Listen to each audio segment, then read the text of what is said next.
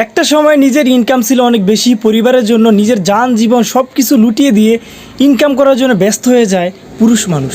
তো আপনার হাতে যদি 5 সেকেন্ড সময় থাকে তাহলে অবশ্যই আজকের ভিডিওটি আপনি একটু দেখে যাবেন। দর্শক শ্রোতা, দেখতে পাচ্ছেন একটা লোক পড়ে আছে।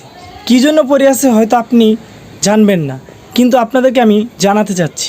একটা পুরুষ মানুষের যখন ইনকাম থাকে তখন তার মূল্য অনেক থাকে, যখন তার ইনকাম সোর্স কমে যায় তখন তার কোনো মূল্যই থাকে না।